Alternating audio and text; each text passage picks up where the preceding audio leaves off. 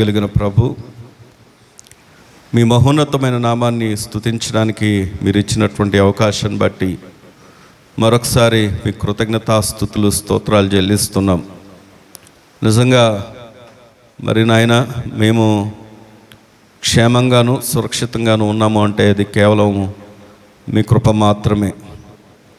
మీ కృప లేనిది మేము లేము నాయన.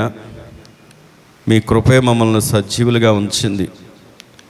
ఈ సమయం, ఈ తరుణం చూడని వారు, నశించిపోయిన వారు ఉన్నారు. ఇంకా ఆందోళనలో, భయాల్లో, అయా మరి వేదనకరమైన పరిస్థితుల్లో ఉన్నవారు ఉన్నారు. పునరుద్ధానం నీ సన్నిధికి రావాలని ఆశున్న రాలేని పరిస్థితుల్లో ఉన్నవారు కూడా ఉన్నారు. కానీ నువ్వే ఒక్కరిని విడిచిపెట్టువాడో కాదు, మరచువాడో కాదని, అలాగే ప్రభా ప్రత్యేకంగా మమ్మల్ని జ్ఞాపకం చేసుకొని మాకు ఇచ్చిన ఈ అవకాశాన్ని బట్టి కూడా మీ కృతజ్ఞతాస్తుతులు స్తోత్రాలు చెల్లిస్తున్నాం. ఈ దినము నాయన ప్రభా, మరి ఆ పరిస్థితిలో ఉన్న వారందరినీ కృపతో జ్ఞాపకం చేసుకొని నెమ్మది, సమాధానము, క్షేమాన్నిమ్మని ప్రార్థన చేస్తూ ఉన్నాం. ప్రతి గృహాన్ని, ప్రతి వ్యక్తిని, ప్రతి కుటుంబాన్ని కూడా ప్రభా అయా నెమ్మదినివ్వండి.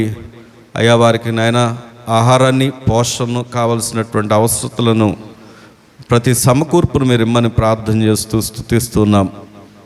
అయా మరి నాయన ప్రభా, నీవే మా ఆధారమై ఉన్నావు, నీవే మా దిక్కు. జరిగిన నష్టాన్ని తలంచకుండా నష్టానికి మించి సకల సమృద్ధినిచ్చే దేవుడు మీరు మా పక్షంగా ఉన్నారు. భౌతికంగా, అలాగే ఆత్మీయంగా, ఆర్థికంగా నాయన అన్నిటికంటే ఉన్నతమైనటువంటి నిత్యత్వాన్ని కూడా మాకు ఇచ్చిన దేవుడు ప్రభా. జ్ఞాపకం చేసుకునే దేవుడు, మమ్మల్ని మర్చిపోని దేవుడు ప్రభా. ఈ దినము నాయన మరి నీ నామం బట్టి ప్రభా మేము ధైర్యం తెచ్చుకుంటూ అయా ఇప్పటి వరకు మిమ్మల్ని ఆరాధించాము. వాక్యమై ఉన్న దేవుడిగా కూడా మీరే మీ మాటతో మమ్మల్ని బలపరిచి ఆదరించి మహిమ పొందమని సమస్త మహిమ మీకే చెల్లిస్తూ మా ప్రభువును రక్షకుడైన యేసుక్రీస్తు వారి యొక్క శ్రేష్టమైన నామంలో స్తుతించి వేడుకుంటున్నాం మా పరమ తండ్రి, ఆమేన్. రండి, దేవుని వాక్యాన్ని మనం ధ్యానం చేసుకుందాము. దేవుని యొక్క పరిశుద్ధ గ్రంథము నుండి రోమీలకు రాసినటువంటి పత్రిక, రోమీలకు రాసినటువంటి పత్రిక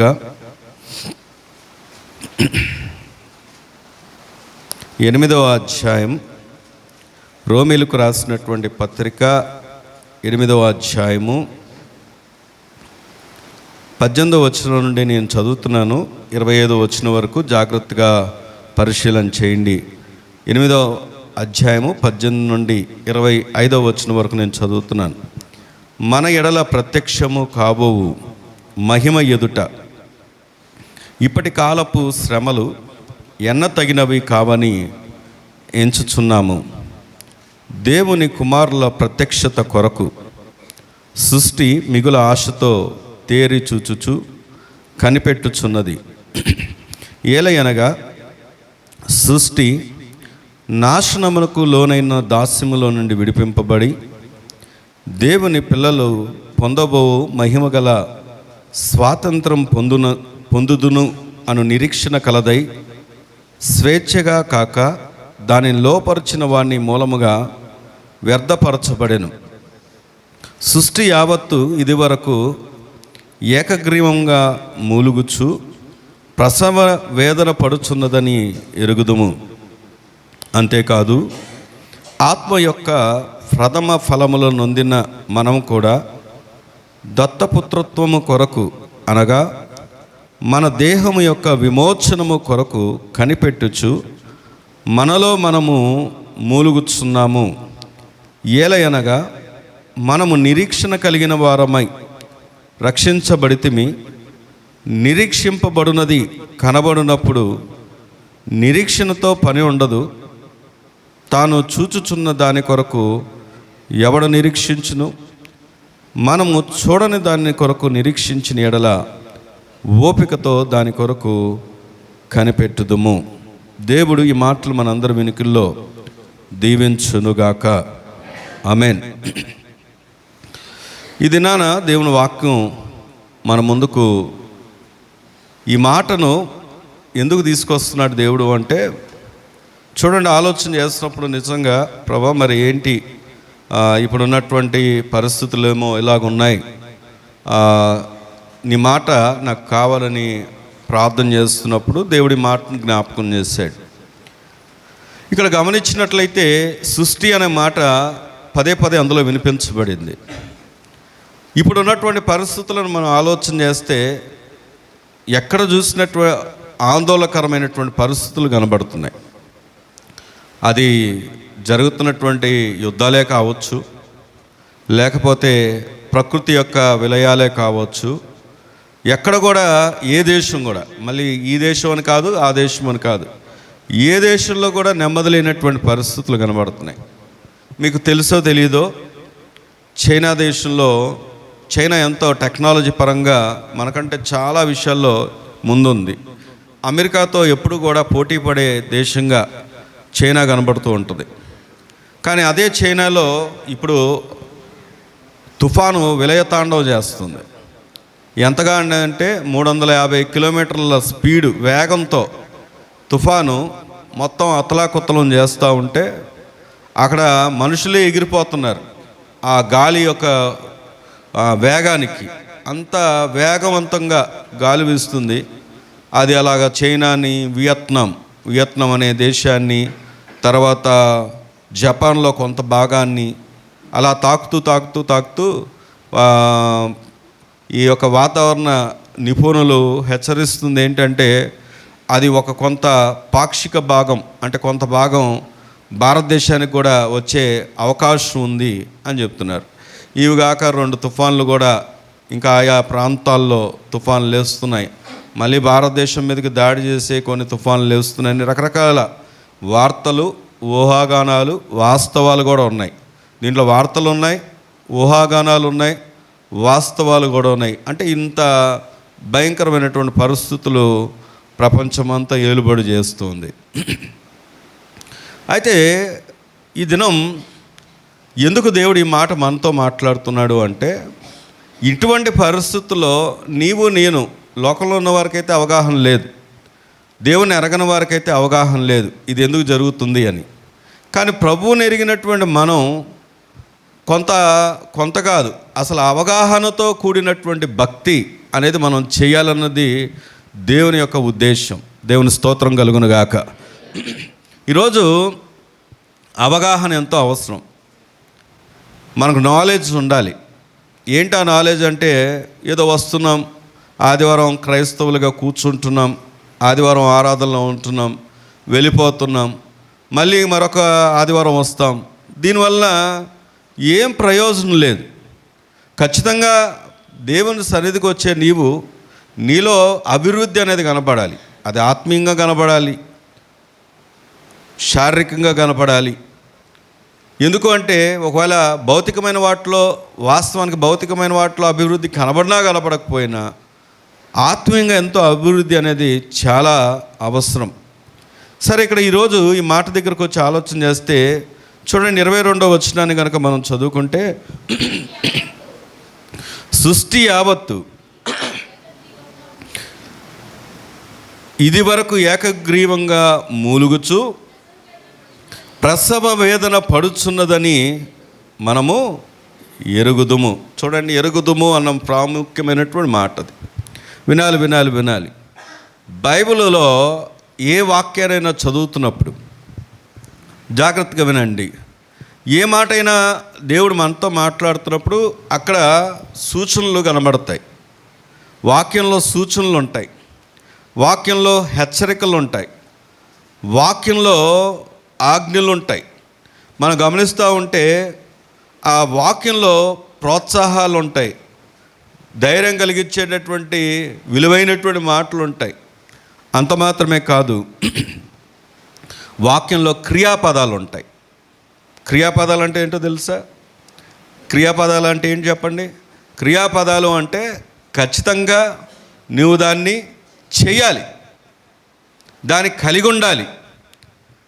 దాన్నే, ఎందుకంటే బైబిల్ చాలా స్పష్టంగా చెప్తున్న మాట ఏంటంటే, క్రియలు లేని విశ్వాసం మృతం. అంటే నాకు విశ్వాసం ఉంది, క్లియర్గా అక్కడ రాయబడి ఉంది, నాకు విశ్వాసం ఉంది కానీ క్రియ లేదనుకో, దేవుని దృష్టిలో నీ యొక్క కార్యాలు మృతమే, నీ యొక్క భక్తి మృతమే, అసలు నువ్వే మృతుడు.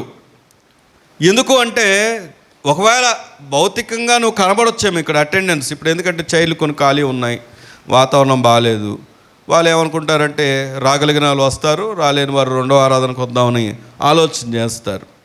కొంతమంది పూర్తిగా మానేసేవారు కూడా ఉంటారు.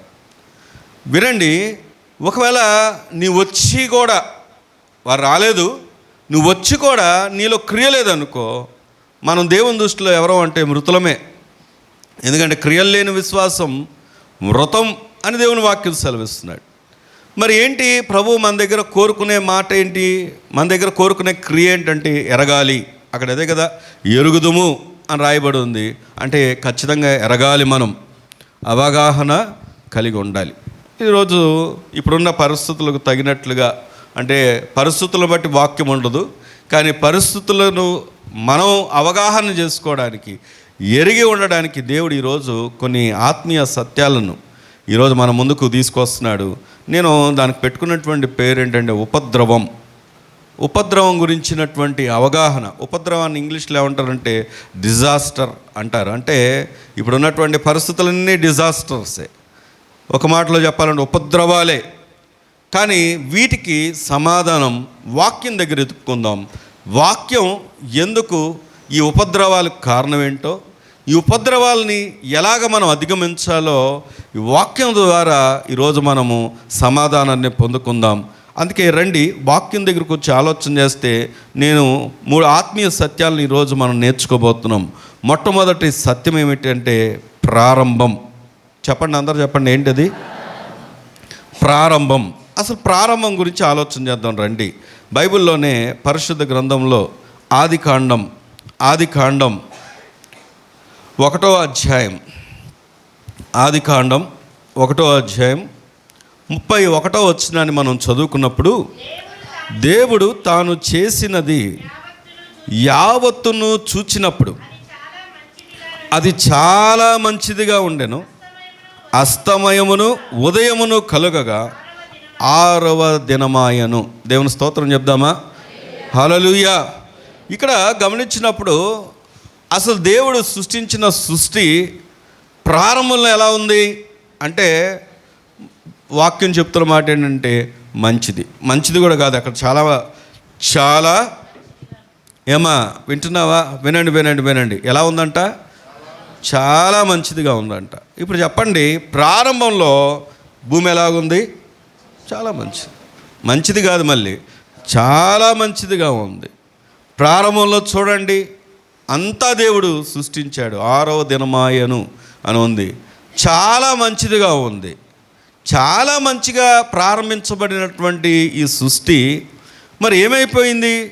ఎందుకు ఇలా మారిపోయింది? అసలు దేవుడి ఆలోచన ఏమో చాలా మంచిదిగా, దేవుడు సృష్టించిన సృష్టి ఏమో చాలా మంచిదిగా ఉంటే మరి ఎందుకు ఇలాగ అయిపోయింది అంటే దానికి సమాధానం అక్కడే రాయబడి ఉంటుంది. చూడండి, ఆదికాండం 3వ అధ్యాయం 17వ వచనాన్ని కనుక మనం చదువుకుంటే, ఆయన ఆదాముతో, నీవు నీ భార్య మాట విని తినవద్దని నేను నీకు ఆజ్ఞాపించిన వృక్షఫలములు తింటివి గనక నీ నిమిత్తము నేల శపించబడి ఉన్నది, ప్రయాసముతోనే నీవు బ్రతుకు దినముల నీవు దాని పంట తిందువు, అది ముళ్ళ తుప్పలను గచ్చ పొదలను నీకు మొలిపించును, పొలములోని పంట తిందువు, నీవు నేలకు తిరిగి చేరు వరకు నీ ముఖపు చెమట కార్చి ఆహారము తిందువు, ఏలయనగా నేల నుండి నీవు తీయబడితివి, నీవు మన్నే కదా గనుక తిరిగి మన్నై పోదు అని చెప్పాను. ఇక్కడ వాక్యాన్ని చూసినప్పుడు మరి చాలా స్పష్టంగా దానికి రీజన్ రాయబడి ఉంది. అనా వినాలి, తమ్ముడు వినండి, అక్క వినండి. ఇక్కడ వాక్యం చాలా స్పష్టంగా ప్రారంభం ఎలాగుంది? ప్రారంభం చెప్పండి, చాలా మంచిదిగా ఉంది. అందరూ చెప్పండి, చాలా మంచిదిగా ఉంది. దేవుని సృష్టి చాలా మంచిదిగా ఉంది. మరి ఏమైపోయింది అంటే అక్కడ ఆజ్ఞ అతిక్రమం ఏమైందంటే పాపం వల్ల వచ్చిన జీతం మరణం. మన్నైపోదువు, నువ్వు మన్ను నిండు తీయబడ్డావు కనుక మన్నైపోదువు. చూడండి, ఎంతో చాలా మంచిదిగా చేసినటువంటి సృష్టి పాడైపోవడానికి గల కారణం దేవుడు అంటారా, మనం అంటారా? మనమే, మనుష్యుడే. వాతావరణ శాఖే కానీ వాళ్ళు చెప్పే కారణాలు ఏంటంటే పొల్యూషన్ ఎక్కువైపోయిందండి, లేకపోతే ఫలానాది ఎక్కువైపోయిందండి, ప్లాస్టిక్ వాడకం ఎక్కువైపోయిందండి, లేకపోతే వాడడం ఇది ఎక్కువైపోయిందండి, ఏదో చెప్తూ ఉంటారు. దాంట్లో కూడా మనం రీజన్ చూస్తే ప్రతి దాంట్లో ఎవరు కనబడతారంటే మనమే. మనం కనబడుతూ ఉంటాం, కానీ మన ఆలోచనలో దేవునికి వ్యతిరేకంగా ఆలోచన చేస్తూ ఉంటాం. ఇక్కడ వాక్యం చెప్తున్నమాట, ప్రారంభం చాలా మంచిది అని దేవుడు చేస్తే అక్కడ ఏం తీసుకొచ్చాడు మానవుడు? భార్య మాట వినంట తినవద్దని చెప్పినటువంటి వృక్షఫలాలు తిన్నాడంట. నేల ఏమైపోయింది చెప్పండి ఇప్పుడు? శపించబడింది. నేల శపించబడింది. సరే, ఇది ప్రారంభం ఇలా ఉంటే మరి దీని గురించి ఆలోచన చేస్తున్నాం. ప్రారంభం ఇలాగే ఉందండి. మరి కారణం, ఇప్పుడు ఉన్నటువంటి ఉపద్రవాలు కేవలం కారణాన్ని కూడా ఎదుగుతాం. రెండవ సత్యం ఏంటంటే కారణం. మీ పక్కన వాళ్ళు చెప్పండి, ఒకటేం చెప్పండి? ప్రారంభం ఏముంది? చాలా మంచిదిగానే ఉంది, కానీ ఎక్కడ ఫెయిల్యూర్ వచ్చింది అంటే దానికి కారణం మనుష్యుడే. ఇప్పుడు రెండవది కారణం చూద్దాం. నేను ముందే చెప్పాను, ఉపద్రవాలకి కారణం ఏంటి అని ఆలోచన చేస్తే దేవుని వాక్యం దగ్గరకు వచ్చి ఆలోచన చేద్దాం రండి. కీర్తనకారుడు రాసినటువంటి చక్కని మాట చూద్దాం. 148వ కీర్తన, 148వ కీర్తన 8వ వచనాన్ని చదువుకుందాం. అగ్ని బడగండ్లారా, హిమమా, ఆవిరి, ఆయన ఆజ్ఞను నెరవేర్చు. చెప్పాలి ఏంటంట? తుఫాను ఏం చేస్తుందంట? అరే అదేంటి తుఫాను దానికంతగా అది రాదా? ఉన్నారా ఇక్కడే? వింటున్నారా? మనం ముందే నేను జ్ఞాపకం చేసాం, ఎరుగుదుము అంటే మనకు ఒక అవగాహన తెలియాలి, జ్ఞానం రావాలి. లోకంలో మానవుడికి, లోకంలో ఉన్న వారికి తెలియకపోవచ్చు, కానీ నీకు నాకు తెలియాల్సిన సత్యం ఏంటంటే అసలు ఇవన్నీ వాటిగా వచ్చేదేం కాదు. మళ్ళీ చదువుతున్నాను ఆ మాట, 8వ వచనం. అగ్ని, వడగండ్లారా, హిమమ, ఆవిరి, ఆయన ఆజ్ఞను నెరవేర్చు తుఫాను. చాలాసార్లు అగ్ని ద్వారా జరిగే మనకు తెలుసు, వడగండ్లు పడ్డాయని తెలుసు, మంచు కురుస్తుందని తెలుసు. అంటే మంచు కురవడం అంటే ఇవన్నీ మనకు కలిగినటువంటి ఉపద్రవాలు చాలాసార్లు వింటూ ఉంటాం. మంచు ద్వారా జరిగినవి తెలుసు, వడగండ్లు పడ్డాయని తెలుసు, హిమము అక్కడ ఇంకా రాయబడి ఉంది, ఆవిరి, వేడి, ఇవన్నీ మనం చూస్తూ ఉంటాం. ఇవన్నీ ఇంతకీ ఎక్కడున్నాయంట? ఏం చేస్తున్నాయంట? ఎవరి మాట వింటున్నాయంట? దేవుని ఆజ్ఞను పాటిస్తున్నాయి. అవంతగా పోయి వచ్చి మన మీద పడిపోట్లా. ఈరోజు మనం ప్రతిదానికి భయపడుతూ చాలామంది ఆందోళనలో ఉంటూ, భయాలు లేవని నేను చెప్పను, ఆందోళనలు ఉండకుండా ఉంటాయని నేను చెప్పను, నెమ్మది లేని పరిస్థితులు ఉండకుండా ఉంటాయని నేను చెప్పను. అటువంటి పరిస్థితులు కలిగినప్పుడు వాటిని కంట్రోల్ చేసే దేవునికి నువ్వు దగ్గర అవుతావా, లేకపోతే వాటికి భయపడి దేవునికి దూరం అవుతావా? ఈ ప్రశ్న మనకు ఉండాలి. ఈరోజు వాటికి భయపడుతున్నాం మనం, కానీ ఎవరికి భయపడలేదంటే దేవునికి భయపడలేదు. కానీ వాక్యం చెప్తున్న మాట, అసలు అవి ఎవరి ఆధీనంలో ఉన్నాయంటే దేవుని యొక్క ఆధీనంలో ఉన్నాయి. దేవుని స్తోత్రం కలుగును గాక. మీరు అనొచ్చు, ఏమండి మరి దేవుని ఆధీనంలో ఉంటే మరి ఎందుకని మా మీదకు దాడి జరుగుతున్నాయి? దేవుడు మమ్మల్ని ప్రేమించట్లేదా? దేవుడు ఎందుకని మరి వాటిని అనుమతిస్తున్నాడు అంటే, మొదట్లోనే మనం జ్ఞాపకం చేసుకున్నాం, దేవుడు అన్నీ మంచిదిగానే ఉంచాడు. కానీ ఈ ఉపద్రవాలకు కారణం ఏమవుతున్నాయంటే పాపమే, మన యొక్క పాపమే. ఇంకా దేవునికి ఎక్కడో లోబట్టలేదు, ఎక్కడో వ్యతిరేకంగా ఉన్నాం. ఎక్కడో ప్రభు కోరుకున్నట్లుగా ఉండట్లేదు. అది ఎక్కడో అన్న మాట నేను ఎందుకు అంటున్నానంటే, ఎవరు వ్యక్తిగతంగా వారు ఏమై ఉన్నారో వారికి తెలుసు. ఎవరి కుటుంబం యొక్క పరిస్థితి, వారు ఎలా ఉంటున్నారో వారికి తెలుసు. నా యొక్క వ్యక్తిగత జీవితం నాకు దేవునికి ఖచ్చితంగా తెలుసు. నేను నిజంగా ప్రభువుకు లోబడుతున్నానా, ప్రభు మాట వింటున్నానా, ప్రభు దగ్గరికి ఇష్టంగానే వస్తున్నానా, ప్రభుకు సమీపంగా ఉన్నానా, లేకపోతే మన శిష్యులను చూస్తే శిష్యులు ఉన్న అదే ధోనిలో ప్రభు ఉన్నాడు. ప్రభు వారి పక్కనే ఉన్నప్పటికీ కూడా భయపడ్డారు. ఎందుకంటే ఇంకా వారు ప్రభు యొక్క శక్తిని వారు ఎరగనట్టు వారుగా ఉన్నారు. ఈరోజు చాలామంది మందిరానికి రావచ్చు, ప్రభు సన్నిధిలో ఉండొచ్చు, మందిరానికి వస్తున్నామని మనం అనుకోవచ్చు, దేవుని నమ్ముకున్నామని అనుకోవచ్చు. కానీ నువ్వు నిజంగా దేవుని యొక్క గొప్పతనం ఏంటో తెలియకపోతే, ఆయన యొక్క సంపూర్ణత ఏంటో, ఆయన ఏమై ఉన్నాడు, ఆయన సుగుణాలు ఏంటో తెలియకపోతే ఖచ్చితంగా మనం ప్రభు దగ్గర ఉన్నా లేనట్టే. సరే, మరి ఎందుకు ఈ మాట దేవుడు మనతో మాట్లాడుతున్నాడంటే, అసలు అవన్నీ ఎవరి ఆధీనంలో ఉన్నాయి? ద కంట్రోల్ సిస్టమ్ ఎక్కడుందంటే దేవుని దగ్గర. దేవుని స్తోత్రం కలుగును గాక. అయితే మీరు అనొచ్చు, ఏమండి మరి ఇది మా పాపం వల్ల వచ్చిన జీతమా? రండి దేవుని వాక్యంలో ఇందాక చదువుకున్న మూలవాక్యం దగ్గరకు వస్తే 8వ అధ్యాయంలో ఇందాక చదువుకున్నాం కదా, మూలవాక్యంలో 20వ వచనంలో ఏముంది? ఏలయనగా సృష్టి నాశనమునకు లోనైన దాస్యంలో నుండి విడిపింపబడి దేవుని పిల్లలు పొందబోవు మహిమగల స్వాతంత్రం పొందుదును అన్న నిరీక్షణ గలదై స్వేచ్ఛగా కాక దాని లోపరిచిన వారిని మూలంగా వ్యర్థపరచబడెను. ఈ వాక్యాన్ని మనం పరిశీలన చేస్తున్నప్పుడు సృష్టి కూడా అంట నన్ను విమోచించేవాడు నా కొరకు వస్తున్నాడు అని అవి ఎదురు చూస్తున్నాయంట.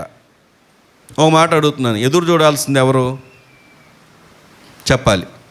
అసలు ఎదురు చూడాల్సిన లక్షణం ఎవరిది? అసలు మనకు ఉండాల్సిన ప్రథమ లక్షణమే నిరీక్షణ. ప్రభు వస్తాడు, ప్రభు ఈ స్థితిని అంతా విడిపిస్తాడు, ఈ దాస్యం నుండి విడిపిస్తాడు, ఈ బంధకాల నుండి విడిపిస్తాడు, ఈ వేదనకరమైన పరిస్థితులను విడిపిస్తాడు. ఒకరోజు నిత్య సంతోషంలో మనం ఉండబోతున్నాం. ఇది క్రైస్తవుడి యొక్క లక్షణం. కానీ సృష్టి కూడా ఇక్కడ గమనిస్తే సృష్టి ఎదురు చూస్తుందంట. ఆ ఎదురు చూస్తున్నటువంటి సృష్టి 22వ వచనంలో ఏముందంటే మూలుగుచూ ప్రసన వేదన పడుతుందంట. అంటే సృష్టికి ఎంతో భారమైపోతుంది. నేను మాట అడుగుతున్నాను, ఇంతగా భారాన్ని కలిగించే వాళ్ళు ఎవరు చెప్పండి? భారాన్ని కలిగించేది ఎవరు? మనమే. మన ద్వారా సృష్టి, మన ద్వారా ఈ యొక్క సృష్టి అంట మూలుగుతుందంట. వినాలి. అయితే మీరు అనొచ్చు, మరి దేవుడు ఈరోజు ఈ మాట దగ్గరకు వచ్చి ఇది ఫలానా పాపం వల్లనే కదా. కొంతమంది మనం గమనిస్తారండి, లూకా సువార్తలో మనకు అర్థం కావడం కోసం లూకా సువార్త 13వ అధ్యాయం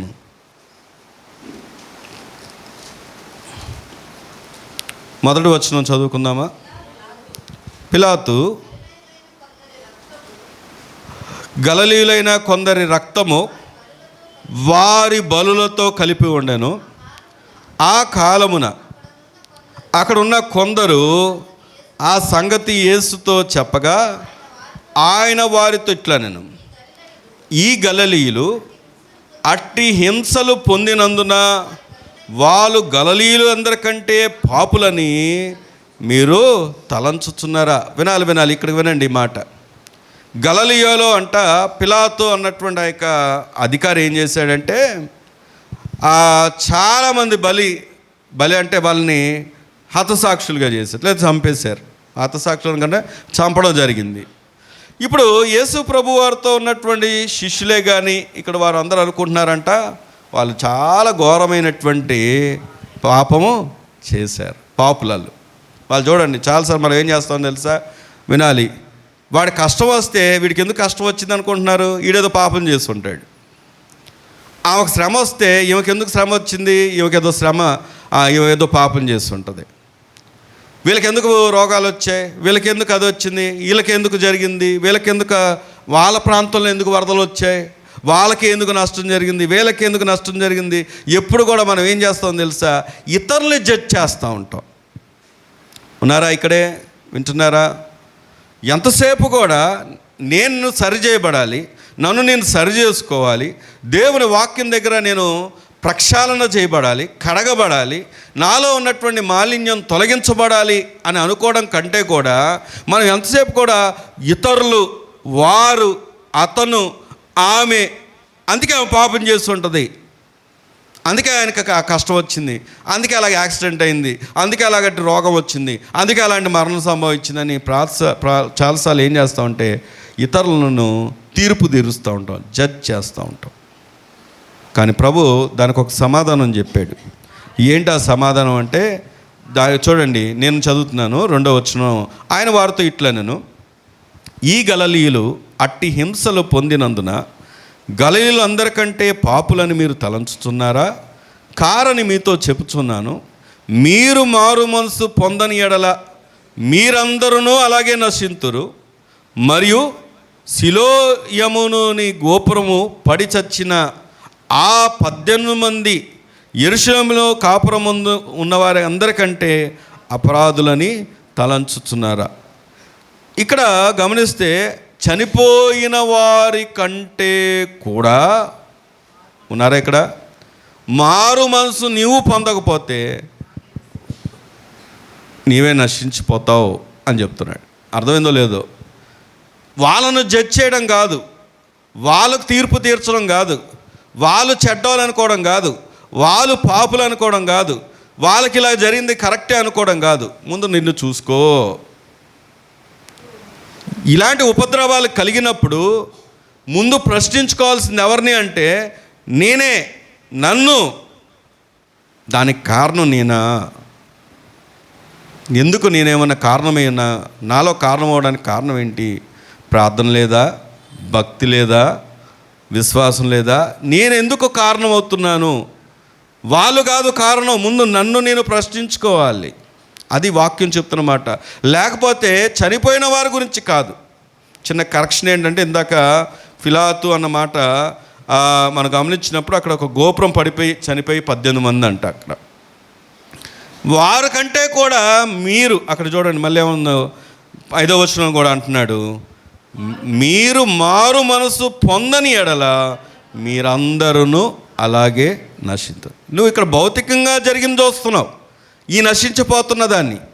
మారు మనసు లేకపోతే దీనికంటే తీవ్రతమైనటువంటిది ఒకటి ఉంది, దాన్ని చూడు. ముందు నువ్వు దీన్నే చూస్తున్నావు, ఇక్కడ జరిగిన నష్టాన్ని చూస్తున్నావు. వాస్తవం చెప్పమంటారా? ప్రతి ఇంటిలో ఒక 50,000 నుండి లక్షల్లో నష్టపోయిన వాళ్ళు ఉన్నారు మన సంఘంలోనే. అంతేందుకు గణపతి నగర్ చర్చిలో కూడా మైకులు మునిగిపోయాయి, బలిపేట ఉంది, ఒక పాట్ మునిగిపోయింది, ఫ్యాన్లు పాడైపోయాయి. అంటే నష్టం అనేది ప్రతి ఒక్కరిని టచ్ చేసింది. టచ్ చేసినప్పుడు మనం చాలా బాధపడుతూ ఇక్కడే అయిపోతున్నాం. దీంతోనే అయ్యో నాకు నష్టం జరిగిపోయింది, నాకు నష్టం జరిగిపోయింది, ఇక్కడే దీని గురించి ఆలోచిస్తున్నాం.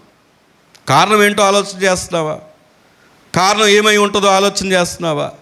కారణం ఇంకా నీకు వాక్యం ఎరిగి, సత్యం ఎరిగి, దేవుడేంటో తెలిసి, ఆయన చెప్తున్న మాటలు ఏంటో తెలిసి, ఆయన ఆజ్ఞ ఏంటో తెలిసి, ఆఖరి సృష్టి కూడా ఆయన ఆజ్ఞ వింటుంది, సృష్టి కూడా ఆయన కొరకు ఎదురు చూస్తుంది. కానీ నిన్ను స్వరక్తం ఇచ్చి తాను కొనుక్కొని నిన్ను సృజించినటువంటి ఆ దేవుని యొక్క ప్రణాళికలోనే, ఆయన ఉద్దేశించిన ఉద్దేశాల్లోనే నువ్వు నడుస్తున్నావా అని ఒక ప్రశ్న వేసుకున్నప్పుడు, దానికి ఒకవేళ మార్కులు వేసుకోవాల్సి వస్తే ఎన్ని మార్కులు నువ్వు వేసుకుంటావో చెప్పగలవా?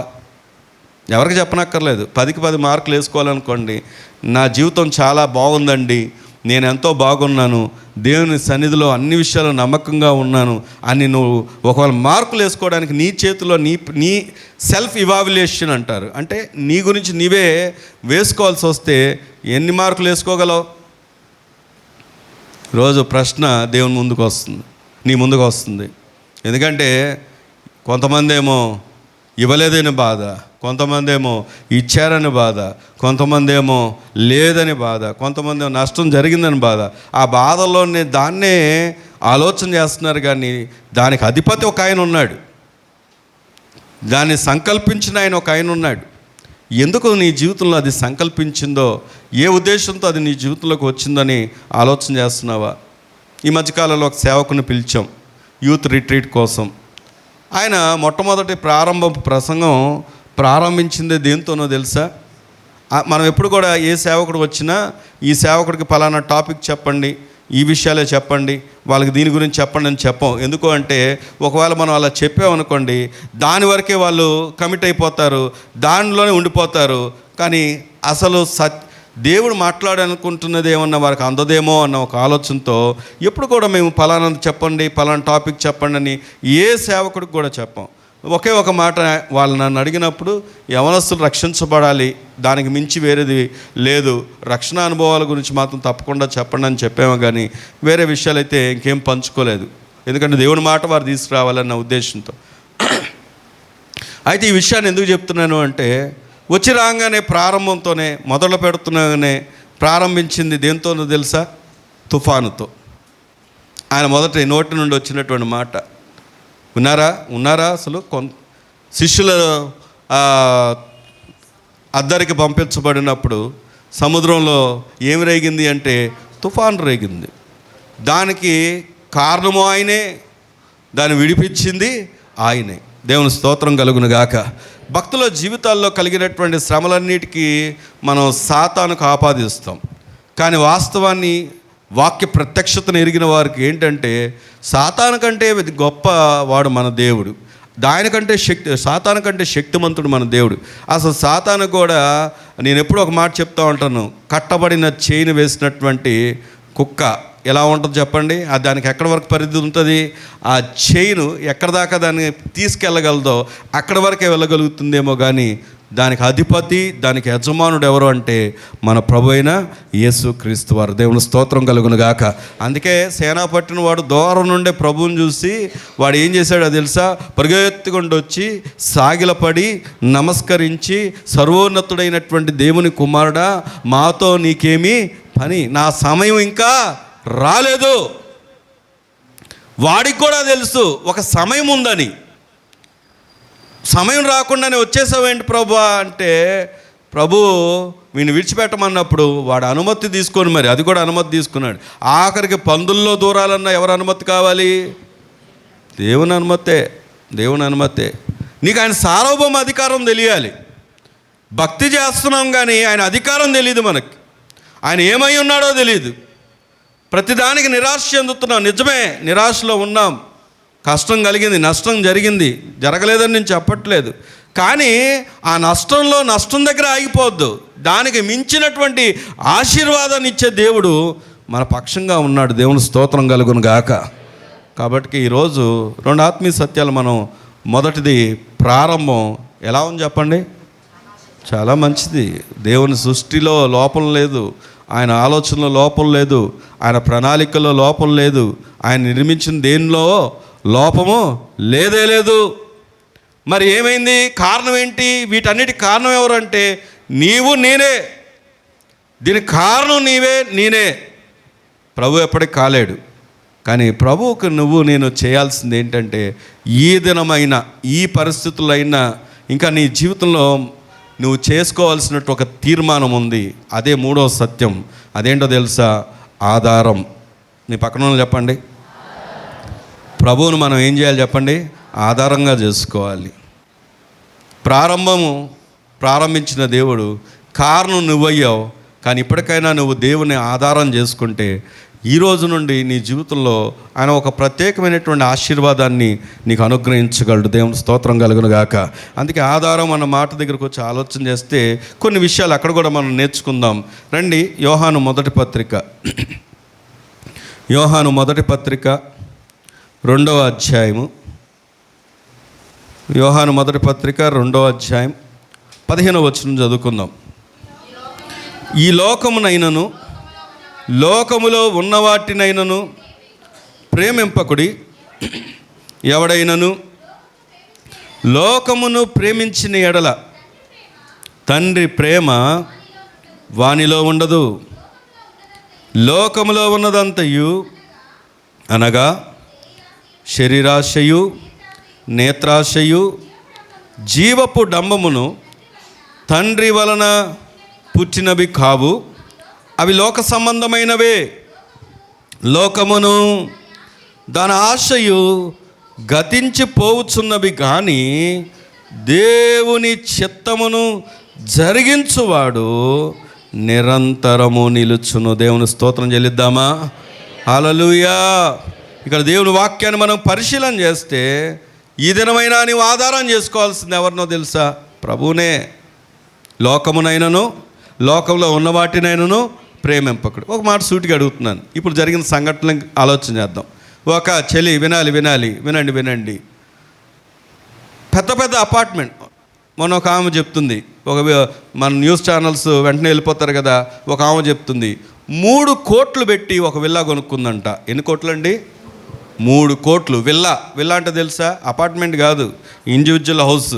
అది ఎలా ఉంటుందంటే అదొక కాలనీ లాగా ఉండి అంతా కమ్యూనిటీ అంతా సెక్యూరిటీ ఉంటుంది, అంతా ఉంటుంది. సీసీ క్యామ్స్ ఉంటాయి, ఎక్కడ వాటర్ కానీ స్విమ్మింగ్ పూల్స్ కానీ పార్కులు కానీ అన్నీ ఉంటాయి. కాస్ట్ ఎంత తెలుసా? 3 కోట్లు. 3 కోట్లు వేసుకునే కోట్లు కాదు అవి. ఏమండి, ఆమె అంటది, ఏంటండి మాకు ఈ తిప్పలు, రోడ్డు మీదకు రావాల్సిన తిప్పలేంటండి? 3 కోట్లు ఉన్నవాళ్ళు ఎక్కడున్నారు చెప్పండి? రోడ్డు మీద ఉన్నారు. వాళ్ళు కూడా అందరిలాగే నీళ్ళు కావాలి, పాలు కావాలి, ఎదురు చూస్తున్నారు ఎవరైనా హెల్ప్ చేస్తారని. ఎవరి సంగతి చెప్పాను నేను? ఇది మనలా కట్ట మీద ఉండేవాళ్ళ సంగతి చెప్పలా.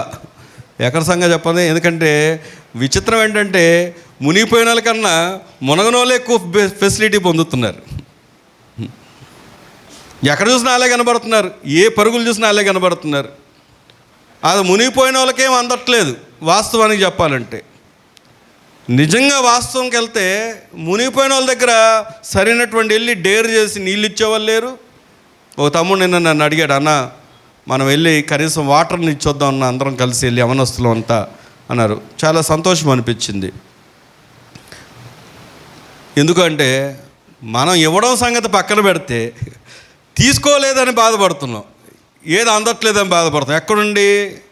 ఏమండి, మంచి ప్లేస్లోనే ఉండి మనం కాలువ పక్కన ఉన్నామని చెప్పేసి నాకు ఎంతమంది సేవకులు ఫోన్ చేశారు, అన్న ఉన్నారా లేరా, తమ్ముడు ఉన్నారా లేరా అని. ఎందుకంటే కాలువలో పక్కనే ఉన్నాం, కొట్టుకెళ్ళిపోయాం అనుకుంటున్నారు. వాస్తవానికి విజయవాడ అంతా మునిగినా కానీ మనం మాత్రం క్షేమంగా ఉన్నాం. దేవుని స్తోత్రం కలుగును గాక.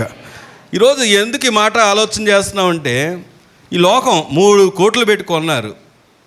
ఏది శాశ్వతం? ఉందా? అందుకే దేవుడు చెప్తున్న మాట అంటే, నువ్వు ఆధారం చేసుకోవాల్సింది ఎవరినంటే ప్రభువుని. ఈ లోకంలో ఉన్న వాటినైనాను దేన్ని ప్రేమించకండి. అంటే ఉండకూడదని కాదు, విడిచిపెట్టమని కాదు, దాని కొరకు కష్టపడకుండా ఉండమని చెప్పడం కాదు. ప్రభు కంటే అధికంగా దేన్ని నువ్వు ప్రేమించకూడదు. దేవుని స్తోత్రం కలుగును గాక. ఎందుకంటే ఎంతసేపు చెప్పండి విడిచి వెళ్ళడానికి? ఎంతసేపు? నేను ఉంటా, అమ్మో నా సామాన్లండి, నా ఇల్లండి అని ఒకరోజు ఉంటావేమో. కరెక్ట్గా చెప్పాలంటే కరెంట్ పవర్ కట్ చేశారు, వాటర్ లేవు, తినడానికి తిండి లేదు. ఇప్పుడు ఇల్లు ముఖ్యం అనిపిస్తుందా, బ్రతకడం ముఖ్యం అనిపిస్తుందా? బ్రతకడమే ముఖ్యం అనిపిస్తుంది. అవునా కదా? నేను విజయవాడకు వచ్చిన తర్వాత 2 రోజులు 2 days కరెంటు లేకుండా వాటర్ లేకుండా ఉన్నది ఇదే ఫస్ట్ టైం. నేను విజయవాడకు వచ్చాక నాకు ఒక ఆలోచన ఉండేది. నాకు ఒక ఆలోచన ఏంటంటే, విజయవాడలో ఎక్కడన్నా నీటి కొరత వస్తుందేమో కానీ విజయవాడలో మాత్రం నీటి కొరత రాదనుకునేవాని. బకెట్లు వాడేస్తూ ఉన్నప్పుడు మనకేం చెప్పండి, విజయవాడలో నీళ్ళకేం కొరత అని అనుకునేవాళ్ళం. కానీ అదే నీళ్లు లేక పాప తమ్ముళ్ళందరూ మోసుకొస్తే డ్రమ్ములు నింపుకొని బకెట్ కూడా ఒకరోజు స్నానం లేదు, బకెట్ కూడా చాలా జాగ్రత్తగా వాడుకోవాల్సి వచ్చింది. ఎక్కడ చెప్పండి, ఎక్కడ జరిగింది ఇది? ఇక్కడే, ఎంతో సేఫ్గా ఉన్న అన్న ప్లేస్లోనే. ఈరోజు ఎందుకు ఈ విషయాన్ని ఆలోచన చేస్తున్నామంటే, ఈ లోకము ఎంత అశాశ్వతమైందో ఆలోచన చేయండి. ఈ లోకంలో ఉన్న వాటిమైనా కాదు మనము మనసు పెట్టాల్సింది, లగ్నం ఉంచాల్సింది. నేను ఈరోజు ప్రభువు నీతో నాతో చెప్తున్నాడు ఏమని అంటే 17వ వచనంలో, లోకము దాని ఆశయు గతించిపోవును కానీ దేవుని చిత్తమును జరిగించువాడు ఎలా ఉంటాడు చెప్పండి? ఏ ప్రాంతంలోనే ఉండని దేవుని చిత్తమును జరిగించేవాడు మాత్రం నిరంతరము నిలుస్తాడంట. దేవుని స్తోత్రం కలుగును గాక. కాబట్టి నేను ఏం చేయాలంటే ప్రభువుకి దగ్గర అయిపోవాలి. అది ఏ పరిస్థితులైనను దేవుని చిత్తాన్ని జరిగించువాడుగా ఉంటే నిన్ను నిలబెట్టే బాధ్యత ఎవరిది అంటే దేవుందే. అతను నిరంతరము నిలుచును అంట. అందుకే వాక్యాన్ని ముందుకెళ్తే సామెతల గ్రంథంలో ఒక చక్కని మాట ఉంది, చూద్దాం. చూడండి, సామెతల గ్రంథం 10వ అధ్యాయం. సామెతల గ్రంథం 10వ అధ్యాయం 25వ వచనం చదువుకుందాం.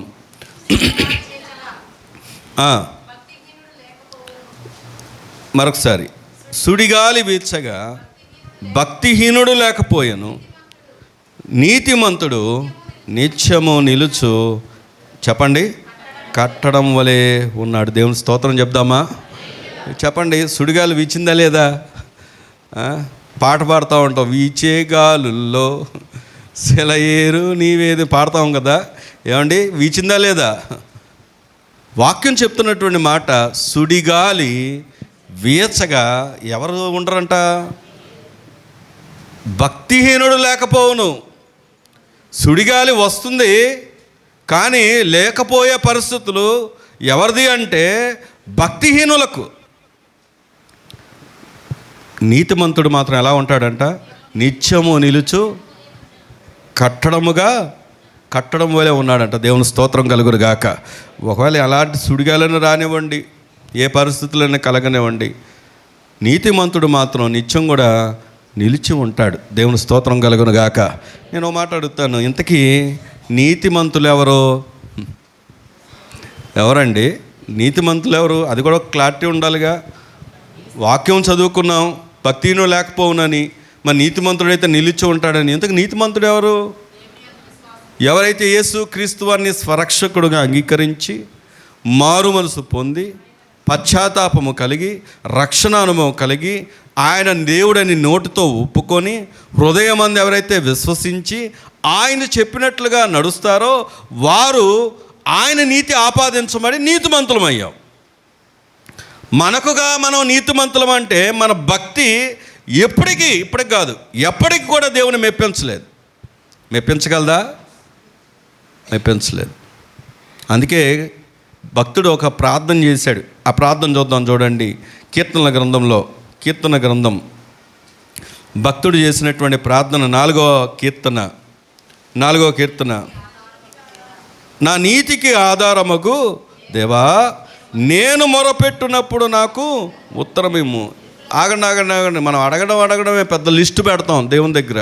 ఏమండి, ఎంత పెద్ద లిస్టు ఉంటుందో చెప్పండి. ఒకటే లిస్టు, చిట్టాపద్దు ఒక రాసుకుంటాం ఎప్పుడు కూడా ప్రార్థనలో. ఎప్పటికీ తరగవాయి. ఇవ్వు ప్రభువా.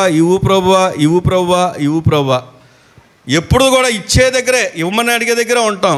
నేను ఇస్తాను ప్రభువా అనడం ఎప్పుడు కూడా మనం ప్రార్థన చేయం. ఏమండి, సరే ఏ ప్రార్థన చెయ్యి, నేను ప్రార్థనకి పేరు పెట్టట్లేదు, కానీ ముందు ప్రార్థన చేయడానికంటే ముందు దేవుని దగ్గరికి వెళ్ళి నువ్వు ఆమోదించబడాలి అంటే, దేవుడు నిన్ను యాక్సెప్ట్ చేయాలి అంటే, దేవుడు నీ ప్రార్థన వినాలంటే ఖచ్చితంగా మొదట నీవు ఎలా కనబడాలి దేవుని దృష్టిలో? ఎందుకంటే యెషయా గ్రంథంలో ఉంటుంది, నీ దోషాలు నీ పాపాలు దేవునికి ఏం చేస్తున్నాయి తెలుసా? అడ్డుగా ఉన్నాయి. నీ ప్రార్థన అంతా ఆగిపోతుంది, చేరట్లేదు. మరి ఎలా చేరుతుంది? ఎలా వింటాడు దేవుడు? ఎలా సహాయం చేస్తాడంటే, ఇక్కడ భక్తుడు చేస్తున్న ప్రార్థన, నా నీతి కాదు ప్రభువా, నా నీతికి ఆధారం ఏమైనా ఉంది అంటే నీవే కదా అని చెప్పి ప్రార్థన చేస్తున్నాడు. దేవుని స్తోత్రం కలుగును గాక. కాబట్టి ఈరోజు ప్రభు ఎందుకు మాట చెప్తున్నాడంటే, మనం నీతిమంతులుగా ఎంచబడాలి అంటే ఆయన రక్షణలోకి నడిపించబడాలి, ఆయన రక్తం ద్వారా కడగబడాలి, మన పాపములు ఒప్పుకోవాలి, ప్రాయశ్చిత్తం పొందాలి. యేసుక్రీస్తు వారి యొక్క రక్త ప్రోక్షణ ద్వారా నీవు నేను కడగబడాలి. ఆయన ద్వారానే మనకు నిత్యత్వం ఉంది, ఆయన ద్వారానే మనం నీతిమంతులుగా ఎంచబడతాము. ప్రియ అక్క, చెల్లి, అన్న, తమ్ముడా, ఇంత జరుగుతున్నా, ఇలాంటి పరిస్థితులు ఉన్నా ఇంకా నువ్వు లోకంలోనే ఉంటున్నావా? లోకాశల్లోనే ఉంటున్నావా?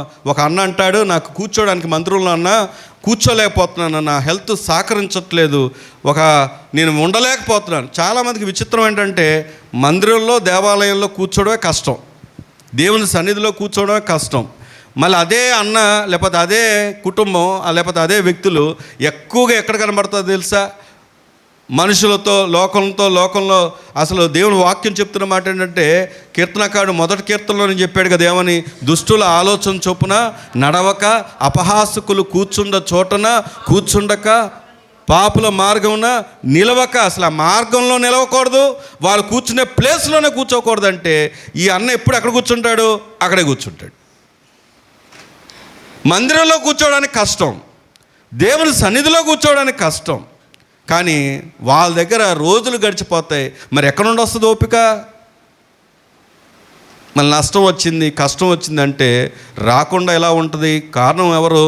దేవుడా? కాదు. నీకుగా నువ్వు తెచ్చుకున్న కష్టమే. ఈరోజు ప్రభు ఎందుకు ఈ మాట చెప్తున్నాడంటే, మనకుగా మనం నీతివంతులం కాదు. ఎంత భక్తి అయినా చేయని దేవుని దగ్గర మనం ఆమోదించబడలేం. మన నీతి ఏమైనా ఉంది అంటే, మన ప్రభు అయిన యేసుక్రీస్తు వారు మన కొరకు సిలువలో ప్రాణం పెట్టారు కనుక ఆయన ద్వారానే మనకు నీతి ఆపాదించబడింది. కాబట్టి ఆయన ద్వారానే మనం నీతిమంతులుగా ఎంచబడ్డాం. కాబట్టి మనం ప్రభు దగ్గరకు రాగలుగుతున్నాం, తండ్రి దగ్గరకు రాగలుగుతున్నాం. కానీ నీకుగా నీవు దేవుని ఎప్పుడు మెప్పించలేవు. ఇప్పటికైనా మనం ఏం చేయాలి అంటే, దేవుని మీద ఆధారపడాలి, ప్రభువు మీద ఆధారపడాలి, ప్రభువుకు మన జీవితాన్ని అప్పగించుకోవాలి, ప్రభువుకు మన హృదయంలో స్థానం ఇవ్వాలి, నోటితో ఒప్పుకోవాలి, హృదయం విశ్వసించాలి, ప్రభు కొరకు నమ్మకంగా బ్రతకాలి. ఇదే సమయం. ఏమండి ఇంకా చాలా సమయం ఉందండి. యవనస్తులు అంటున్నారు, ఏమన్నా నాకు చాలా సమయం ఉందండి, నాకు ఇంకా చేయాల్సినవి చాలా ఉన్నాయండి, కాలేజెస్లో చేయాల్సినవి చాలా ఉన్నాయండి, ఫ్రెండ్స్ దగ్గర చేయాల్సినవి చాలా ఉన్నాయండి. ఏమండి ఒక మాట చెప్పమంటారా? సమయం చాలా ఉందా? రండి దేవుని వాక్యం చూద్దాం. మత్తయి సువార్త 24వ అధ్యాయం. మత్తయి సువార్త 24వ అధ్యాయం 6వ వచనాన్ని కనుక మనం చదువుకుంటే, మరియు మీరు యుద్ధములను గూర్చియు యుద్ధ సమాచారమును గూర్చియు వినబోదురు. మీరు కలవరపడకుండా చూచుకొనుడి. ఇవి జరగవలసి ఉన్నాయి కానీ అంతము వెంటనే రాదు. జనం మీదకి జనమును, రాజ్యం మీదకి రాజ్యమును లేచును. అక్కడక్కడ కరువులు, భూకంపములు కలుగును. ఇవన్నీ వేదనలకు ప్రారంభం. చెప్పండి. ఉన్నారా ఇక్కడే? ఇప్పుడు దాకా నాకు యుద్ధ సమాచారం తెలియదండి అనేవారు ఎవరైనా ఉన్నారు ఇక్కడ? అసలు యుద్ధాల గురించి తెలియట్లేదా? మనకి తెలుసా తెలియట్లేదా? ఇప్పుడు ఎక్కడ చూసినా ఏం జరుగుతున్నాయి చెప్పండి? యుద్ధాలు. ఆ దేశం మీద ఈ దేశం, ఈ దేశం మీద ఆ దేశం. సంబంధం లేని దేశాలు కూడా ఏకమైపోతున్నాయి. అసలు సంబంధమే లేదు. నువ్వు పూనుకుంటావా? చైనా అంటుంది. ఏమంటుంది అంటే, ఇప్పుడు దాకా ప్రత్యక్షంగా మేము పాల్గొనలేదు, మీరు అమెరికా ఇందాక మేము చాలా గమనిస్తూ ఉన్నాం, మీరు వాళ్ళకి సపోర్ట్గా ఎందుకు వస్తున్నారు, ఇప్పుడు మేము ప్రత్యక్షంగా దిగమంటారా అని వార్నింగ్ చేస్తున్నారు అమెరికాకి. అసలు యుద్ధం జరిగేది ఎవరెవరికి? వాస్తవానికి లెక్క దగ్గరకు వచ్చి ఆలోచన చేస్తే యుద్ధం జరుగుతుంది ఎవరెవరికి? ఇజ్రాయెల్ దేశానికి, హమాస్కి. హమాస్ అనేది ఏంటి? ఒక ఉగ్రవాద సంస్థ. వీళ్ళు చేసే యుద్ధం దేశం మీద కాదు, వీళ్ళు చేసే యుద్ధం ఎవరి మీద? ఒక ఉగ్రవాద సంస్థకి. కానీ ఇప్పుడు ఉగ్రవాద సంస్థ అయినప్పటికీ వీరు ఆ దేశంలో తలదాచుకున్నారు. కాబట్టి అందులో ఉన్నటువంటి పౌరులు ప్రమాదం జరుగుతుంది, నష్టం అవుతుంది, ప్రాణ నష్టం జరుగుతుంది. వారు ఏమంటున్నారు? హమాస్ని మాకు అప్పగించమంటున్నారు.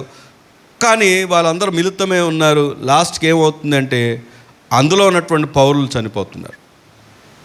ఇప్పుడు దానికి ఆ దేశానికి వాళ్ళ సపోర్టు, ఈ దేశానికి వీళ్ళ సపోర్టు, యుద్ధం జరుగుతుంది. ఓ పక్క రష్యా, యుక్రెయిన్. నేను మొన్న నేను చదువుకున్నటువంటి వార్తల దాంట్లోనే దాదాపుగా మనకు తెలియకుండా 150 పైన యుద్ధాలు జరుగుతున్నాయంట, రకరకాల యుద్ధాలు. ఎవరికి తెలుసు? మనకు తెలిసిన ఓ 2-3. వాక్యం సెలవిస్తున్న మాట ఏంటంటే, మీకు యుద్ధ సమాచారం వినబడుతున్నప్పుడు, మరి ఆ మాట చదువుదామా? ఏమనుంది అక్కడ? మరియు మీరు యుద్ధములను గూర్చి యుద్ధ సమాచారముల గురించి వినబోదురు. వింటున్నాం. వినబోదురు. మీరు కలవరపడకుండా చూసుకొనండి. ఇవన్నీ జరగవలసి ఉన్నవి. ఆగని, జరగవలసి ఉన్నాయా కాదా? ఎవరు చెప్పారు ఈ మాట? స్వయాన ప్రభు అయిన యేసుక్రీస్తు వారు రాపిచ్చినటువంటి మాట ఇది కొత్తగా, అందుకే ఏదో జరుగుతున్నప్పుడు ఆశ్చర్యంగా ఉండకండి, ఇవన్నీ జరగవలసి ఉన్నాయి. నేను స్కూల్లో చదువుకునేటప్పుడు 8th క్లాస్లో చదువుకునేప్పుడు యాక్చువల్గా 7th నేను పాస్ అయినో లేదో కూడా తెలియదు. వాస్తవానికి ఆ మాట ముందు కూడా పంచుకున్నాను. 8thలోకి వెళ్ళడానికి కారణం ఏంటంటే మా నాన్నగారికి అప్పుడు టీ క్యాంటీన్ ఉండేది. టీ క్యాంటీన్ ఉంటే మాకు పాలు పోసే అయిన మాస్టరు ఒక స్కూల్లో స్టడీ మాస్టర్ ఆయనే నన్ను తీసుకెళ్ళి 8th క్లాస్ వేరే స్కూల్లో వేసాడు. 7th వరకే నేను చదివిన స్కూల్లో క్రిస్టియన్ స్కూల్ అనమాట. 8th నుండి 8th 9th 10th అక్కడ వేరే స్కూల్ అనమాట. సరే, ఈ 8th చేర్పించింది ఆయనే. నేను ఆయన మావయ్య అని పిలిచేవాడిని. మాకే పాలు పోసేవాళ్ళు వాళ్ళు. చిన్నప్పటి నుండి పరిచయం. దాంతో ఏ రోజైతే ఎగ్జామ్స్ జరుగుతాయో ఆ రోజు ఆయన ముందు నిలబడేవాడిని. ఏంటి మావయ్య ఈరోజు ఎగ్జామ్ కదా ఏంటి అనేవాడిని. ఏంటి అంటే సరేరా అని చెప్పి ఒక 4 క్వశ్చన్స్ చెప్పేవాడు ఆయన. 4 క్వశ్చన్స్ చెప్తే ఎప్పుడు టైం ఎంత అయింది, ఎగ్జామ్కి ఇంకో అరగంటలో వెళ్ళాలి. ఆయన మాకు పాలు పోసి అక్కడ పెట్టేసి వెంటనే స్కూల్కి వెళ్ళిపోతాడు. వేరే ఊరు నుండి వస్తాడు అతను. సరే, ఈయన చెప్పిన 4 క్వశ్చన్స్ ఆ అరగంటలో టెన్షన్లో ఏ ఒక్కటి కూడా వచ్చేది కాదు నాకు. ఎంత అదే వస్తుందని తెలుసు, కానీ ఆ టెన్షన్లో అమ్మ ఇది వచ్చేస్తుందేమో, అరే చదువుతుంటే వచ్చేది కాదు, వచ్చేస్తుందేమో, ఆ టైం అయిపోతుందని ఏ రోజు కూడా నాకు అది హెల్ప్ అయ్యేది కాదు. మీకు అర్థమైందో లేదో. ఎందుకు ఈ విషయం చెప్తున్నానంటే ఈరోజు క్రైస్తవుడికి తెలియంది ఏమీ లేదు. ఇలా జరగబోతుందని తెలియకుండా ఉన్నది ఏం లేదు. ప్రభు దాచిపెట్టింది ఏమీ లేదు. మొత్తం నీ ముందు స్పష్టంగా చెప్పాడు. ఈ కాలం ఇలా ఉంది, ఈ కారణాలు ఇలాగున్నాయి, ఇలా జరగబోతున్నాయి, ఇలాంటివి సంభవించబోతున్నాయి, ఇవన్నీ జరుగుతాయని ఆశ్చర్యపడాల్సిన అవసరం లేదు. ఇవన్నీ కూడా నిర్ణయించబడ్డాయి. ఉన్నారా ఇక్కడే? ఇవన్నీ జరగవలసి ఉన్నవి, కానీ అంతము వెంటనే రాదు. జనం మీదకి జనము, రాజ్యం మీదకి రాజ్యం లేచును. అక్కడక్కడ కరువులను, ఏం జరుగుతున్నాయి చెప్పండి? కరువులను, భూకంపములను కలుగును. ఇవన్నీ వేదనలకు చెప్పాలి. ముగింపా ప్రారంభమా? ప్రారంభం. ఎందుకు ప్రారంభం అన్నాడు అంటే ఈ వేదనలు అయితే, ఈ శ్రమలైతే కొద్ది కాలమే ఉంటాయి. కానీ ప్రభువును నువ్వు అంగీకరించకపోతే, ప్రభువుని రక్షకుడిగా నువ్వు అంగీకరించకపోతే, నీ హృదయంలో స్థానం ఇవ్వకపోతే, ఆ రక్షణ అనుభవంలోకి నువ్వు రాకపోతే ఈ శ్రమలు ప్రారంభమే. కానీ అది ఎలా ఉంటుందో తెలుసా? అది అంతము లేనటువంటి శ్రమలు. దాని నుండి తప్పించడానికి ప్రభు నీకు అన్నీ స్పష్టంగా, ఏది దాచిపెట్టకుండా అన్నీ తెలియజేస్తూ వస్తున్నాడు. దేవుని స్తోత్రం కలుగును గాక. కాబట్టి ఇప్పటికైనా నువ్వు ఆధారం చేసుకోవాల్సింది ఎవరినో తెలుసా? ప్రభువుని. నిన్ను ఇహమందైనా పరమందైనా నీకు సదాకాలం తోడై ఉండేవాడు, నిన్ను తప్పించేవాడు, నీ పక్షంగా ఉండేవాడు ప్రభువు మాత్రమే. దేవుని స్తోత్రం కలుగును గాక. భౌతికమైన వీటికే కాదు, ఇది ప్రారంభమేనంట. ప్రారంభమే తట్టుకోలేకపోతే చెప్పండి ఏమండి, ప్రారంభాన్ని మనం సహించలేకపోతే, ప్రారంభంలోనే మనం తొలగిపోతే, బలహీనపడిపోతే అసలైన దాన్ని ఎలా తట్టుకోగలుగుతారు? దాన్ని తప్పించే కొరకు ప్రభు నీతో నాతో మాట్లాడుతున్నాడు. అందుకే రండి దేవుని వాక్యంలోని చదువుకున్నట్లయితే ఎహెజ్కేలు గ్రంథం 33వ అధ్యాయం 33వ అధ్యాయం పేజ్ నంబర్ 715, 33వ అధ్యాయం 11వ వచనాన్ని కనుక మనం చదివితే, కాగా వారితో ఇట్లనము, నా జీవము తోడు దుర్మార్గుడు మరణము నొందుట వలన నాకు సంతోషము లేదు. ఏమండి, ప్రభు చాలా స్పష్టంగా చెప్తున్నాడు. మనం నశించిపోవడం, మనం మరణించడం ప్రభుకి ఇష్టమా? ఉన్నారా అక్క, చెల్లి, అన్న వినండి, ఇష్టమా? ఇష్టమే లేదు. చాలా స్పష్టంగా చెప్తున్న మాట ఏంటంటే, దుర్మార్గుడు తన దుర్మార్గత నుండి మరలి బ్రతుకుట వలన నాకు సంతోషము కలుగును. ఎందుకు దేవుడి మాట చెప్తున్నాడు తెలుసా? యవన తమ్ముళ్ళు వినండి, ఈరోజు నిన్ను దేవుడు ప్రేమిస్తున్నాడు. యవన చెల్లెళ్ళు, అక్కలారా, అన్నలారా వినండి. ఇప్పటికీ ఇంకా ప్రభు నువ్వు అంగీకరించకపోతే ప్రభు నీతో చెప్తున్నమాట, నువ్వు నశించిపోవడం ప్రభుకి ఇష్టం లేదు. నువ్వు దాని నుండి తప్పించబడాలని, ఆ దుర్మార్గతను విడిచిపెట్టాలని, దేవునికి వ్యతిరేకంగా ఉన్నది, దేవునికి ఆయాస్కరంలో నీలో ఏముందో నీకు తెలుసు, ఏ పాపం ఉందో నీకు తెలుసు. అది చూపు ద్వారా అవ్వచ్చు, మాటల ద్వారా అవ్వచ్చు, తలంపుల ద్వారా అవ్వచ్చు, క్రియల ద్వారా అవ్వచ్చు, ప్రవర్తన ద్వారా అవ్వచ్చు, లేకపోతే భక్తిహీనత అవ్వచ్చు. నువ్వు నశించిపోవడం దేవునికి ఎంత మాత్రం ఇష్టం లేదు. ఇష్టమా? పై వచనం చదువుకుంటే 10వ వచనం, నరపుత్రుడా, ఇశ్రాయేలుకి మాట ప్రకటింపుము, మా పాప దోషములు మా మీద పడి ఉన్నవి, వాటి వలన మేము క్షీణించుచున్నాము. మనం ఎట్లా బ్రతుకుదామని మీరు చెప్పుకున్న మాట నిజమే. అక్కడ ప్రజలతో చెప్పమంటున్నాడు. అసలు మనం క్షీణించిపోవడానికి కారణం ఏంటి అంటే మన పాప దోషాలే. ఉన్నారా? వింటున్నారా?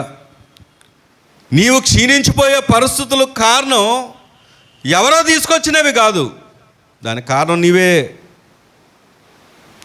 కానీ ఇప్పటికీ ఒక సంతోషకరమైనటువంటి శుభవర్తమానం ఏంటంటే దేవుడు చెప్తున్నాడు, ఏంటో తెలుసా? దుర్మార్గుడు తన దుర్మార్గతను బట్టి నశించిపోవడం ఆయనకి ఎంత మాత్రం ఇష్టం లేదు. ఏమండి, ఆవిడ ఇంకా మన మాటండు పోనీలే, మానవ స్వభావం అది. కానీ దేవుని స్వభావం ఏంటో తెలుసా? అలా విడిచిపెట్టేవాడు కాదు. అలా విడిచిపెట్టేవాడు కాదు. ఆయన నీతో మాట్లాడుతున్నాడు, నిన్ను పురికొలుపుతున్నాడు, నిన్ను హెచ్చరిస్తున్నాడు, నీతో సంభాషిస్తున్నాడు, నిన్ను ఆజ్ఞాపిస్తున్నాడు. మొదటంట ప్రేమతో చెప్తాడంట, తర్వాతంట గద్దిస్తాడంట, తర్వాతంట కొడతాడంట. కొట్టిన సందర్భాలు సాక్ష్యాలు మనకు తెలుసు, గద్దించినప్పుడు మారిన వాళ్ళ సాక్ష్యాలు మనకు తెలుసు, ప్రేమతో చెప్పబడినప్పుడు మారిన వాళ్ళ సాక్ష్యాలు కూడా మనకు తెలుసు. కానీ కొందరు ఎంత చెప్పినా వినకుండా నశించిపోయిన వారు ఉన్నారన్న సంగతి కూడా మనకు తెలుసు. ఏ జాబితాలో ఉండడానికి ఇష్టపడుతున్నావు? ఇద్దను నువ్వు జరుగుతున్నది జరగట్లేదని నేను చెప్పట్లేదు, ఇదేమీ కూడా దేవునికి తెలియనివి కావు. కానీ నీవు తెలుసుకోవాల్సిన విషయం ఏంటంటే దీనికి కారణం ఎవరో. నీవు తెలుసుకోవాల్సిన విషయం ఏంటంటే నువ్వు ఎవరిని ఆధారం చేసుకోవాలి, ఎవరిని ఆధారం చేసుకుంటే నీ జీవితంలో నెమ్మది దొరుకుద్ది. ప్రభు నీతోనే చెప్తూ ఉన్నాడు. ప్రభు మాట నువ్వు తీసుకుంటే చూడండి, నహుము గ్రంథం పేజ్ నంబర్ 769 అనుకుంటాను, 69. నహుము గ్రంథం 1వ అధ్యాయం 7వ వచనం. చెప్పండి, యెహోవా. అందరూ చెప్తాం ఈ మాట, యెహోవా ఉత్తముడు. ఏంటంట? శ్రమ దినమందు ఆయన ఆశ్రయ దుర్గము, తన యందు నమ్మిక ఉంచు వారిని ఆయన ఎరుగును. మరొకసారి చెప్దామా? యెహోవా ఉత్తముడు, శ్రమ దినమందు ఆయన ఎవరో తెలుసా? ఆశ్రయ దుర్గం, తన యందు నమ్మిక ఉంచు వారిని ఆయన ఎరుగును. ఎంత మంచి మాట అండి. ఏమన్నా ఒక మాట సూటిగా అడుగుతున్నాను, నీకు దేవుడు తెలుసా అంటే తెలుసు అంటావేమో, కానీ దేవుడికి నువ్వు తెలుసా అంటే ఏం చెప్తావు? కానీ తన యందు నమ్మిక ఉంచిన వారిని అంట ఆయన ఎరుగును.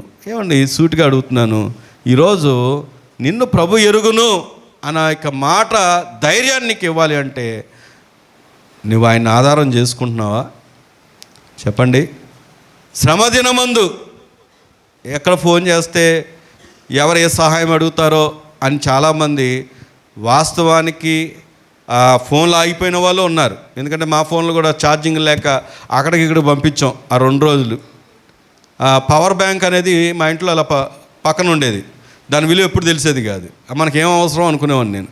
ఇన్వర్టర్ ఉన్నప్పుడు కూడా ఏం అవసరం అనుకునేవాడిని. కానీ అవన్నీ అవసరత ఏంటో ఈ కాలంలోనే తెలిసిపోయింది.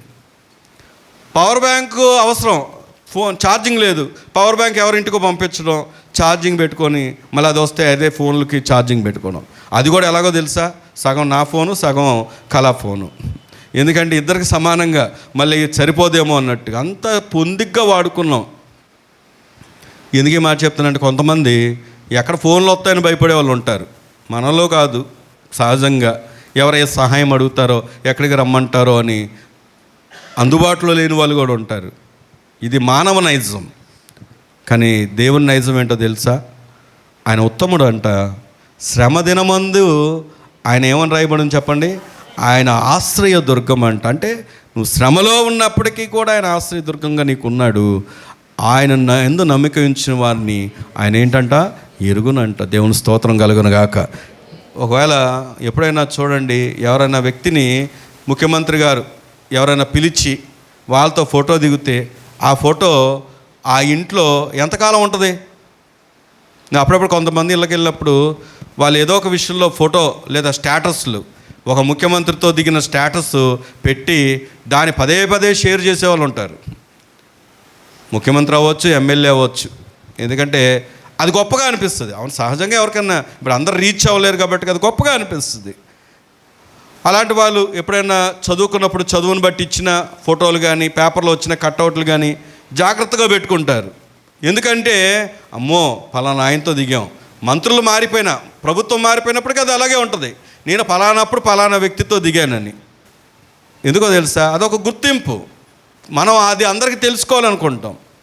కానీ దానికంటే ఉన్నతమైంది ఏంటో తెలుసా? ఆయన నిన్ను ఎరుగునంట. నీ సృష్టికర్త, నీ రక్షణకర్త నిన్ను ఎరుగును. ఎప్పుడో తెలుసా? నువ్వు ఆయన యందు నమ్మిక ఉంచినప్పుడు. దేవుని స్తోత్రం కలుగును గాక. ఇంకెప్పుడు చెప్పకండి నన్ను ఎవరు చూడట్లేదు, నా పక్షంగా ఎవరు లేరని. నువ్వు దేవుని యందు నమ్మిక ఉంచితే దేవుడు నిన్ను ఎరుగును. దేవుడు నీ పక్షంగా ఉన్నాడు. దేవుడు నీకు ఆధారమై ఉన్నాడు. అది ఏ పరిస్థితులు అయినప్పటికి కూడా దేవుడు నీకు ఇస్తున్న వాగ్దానం అది. దేవుడు నీతో ఉన్నాడని. దేవుడు నిన్ను ఎరుగును. కాబట్టి దేవుని వాక్యం దగ్గరికి వచ్చి ఆలోచన చేస్తే రండి, ఈరోజు ప్రభు ఎందుకు ఈ మాటలు మనతో మాట్లాడుతున్నాడంటే, ఇప్పటికైనా ఈ ఉపద్రవాలలో నువ్వు నేర్చుకోవాల్సిన సంగతి ఏంటంటే, ప్రారంభం ఎప్పుడు దేవుడు చాలా మంచిదిగానే చేశాడు. కారణం ఎవరు అంటే నీవు, నేనే. కానీ ఇప్పటికీ కూడా దేవుడు నిన్ను విడిచిపెట్టేవాడు కాదు. కారణం నువ్వే కాబట్టి నువ్వు వెళ్ళిపో అన్నటువంటి వాడు కాదు. కానీ నువ్వు ఇప్పటికీ ఆయన ఆధారం చేసుకుంటే నీ జీవితంలో ఆయన తన ప్రణాళికలు నెరవేర్చడానికి సిద్ధంగా ఉన్నాడు. యోహాను మొదటి పత్రికలో ఒక మాట ఉంది చూడండి. ఈ అవకాశాన్ని మనం ఇంకెలాగ ఉపయోగించుకోగలమో చెప్పి ముగించుకుందాం. యోహాను మొదటి పత్రిక 3వ అధ్యాయం. యోహాను మొదటి పత్రిక 3వ అధ్యాయము 16వ వచనం చదువుకుందాం. ఆయన మన నిమిత్తము తన ప్రాణం పెట్టెను గనుక దీని వలన ప్రేమ ఎట్టిదని తెలుసుకొనుచున్నాము. మనము కూడా సహోదరుల నిమిత్తము మన ప్రాణములను పెట్టబద్దులమై ఉన్నాము. ఈ లోకపు జీవనోపాధి గలవారమై ఉండి తన సహోదరులకి లేమి కలుగుట చూచియు అతని ఎడల ఎంత మాత్రము కనికరణము చూపని వాని యందు దేవుని ప్రేమ ఎలాగూ నిలుచును. ఏమండి, అక్కడే రాయబడి ఉంది, చిన్నపిల్లలారా మాటతోనూ నాలుకతోనూ కాక క్రియతోనూ సత్యముతోనూ ప్రేమింతుము. దేవుని స్తోత్రం చెప్దామా? ఇప్పుడు ఈ పరిస్థితులు ఉన్నాయి, వార్తలు వింటున్నాం, ఇక్కడ క్షేమ సమాచారాలు తెలుసుకున్నాం, కొంతమంది అవస్థతులు తెలుసుకున్నాం, యథావిధిగా వెళ్ళిపోయాం, యథావిధిగా మన ఇంట్లో మనము ఉన్నాం. అంటే దేవుడు ఏమంటాడో తెలుసా? నీలో నా ప్రేమ లేదు. ఏంటండి? నీలో నా ప్రేమ లేదు. ఎందుకు లేదు? నీలో ఏ స్పందన లేదు. నువ్వు మాటతో చెప్తున్నావు కానీ ఏమి లేదు, క్రియ లేదు. అరే, నిన్ను దేవుడు ఎలా ప్రేమించాడు, నీ పక్షంగా దేవుడు ఎలా వచ్చాడు, నిన్ను ఎలాగైనా ఆదరించాడు. ఆ మాటే కదా ఆయన మన నిమిత్తం ఏం చేశాడంట? ప్రాణము పెట్టిన కనుక. మరి నువ్వేం చేస్తున్నావు? తోటి సహోదరులంట లేమిలో ఉన్నారు, కరువులో ఉన్నారు, సమస్యలో ఉన్నారు. నాకు మాత్రం ఏం పట్టనట్టు నేను చక్కగా కట్ట మీద వాకింగ్ చేసుకుంటూ తిరుగుతున్నాను. ఏమండి, ఏం చేస్తున్నాను? నా ఇంట్లో నేను చక్కగా ఏసీ చేసుకొని పడుకున్నాను.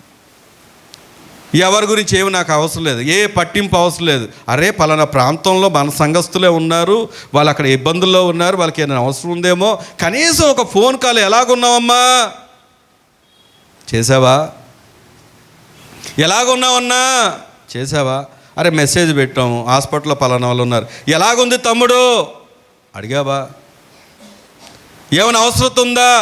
ఒక తమ్ముడే అన్నాడు నాతో, ఏమన్నా తెలుసా అన్నా, రాత్రి ఒకవేళ ఆ సహోదరుడికి అవసరమైతే హాస్పిటల్లో నేను ఉంటానన్నా అని చాలా సంతోషం అనిపించింది. మరొక సహోదరుడు నేను ఇందాకే చెప్పాను ఏంటంటే, అన్న అక్కడ చాలామందికి వాళ్ళకి ఆహారం కాదు ఇప్పుడు కావాల్సింది, నీళ్లు కావాలి. ఇంకొక తమ్ముడు వచ్చి బిస్కెట్లు ఇద్దాం, ఇంకో తమ్ముడు వచ్చి పాలు తీసుకెళ్దాం, ఎంతసేపు మన దగ్గరే కాదు యవనస్తులందరూ పూనుకుందాం, తలా ఒక 200-300 వేసుకుందాం, వెళ్దామన్నా అని అన్నారు.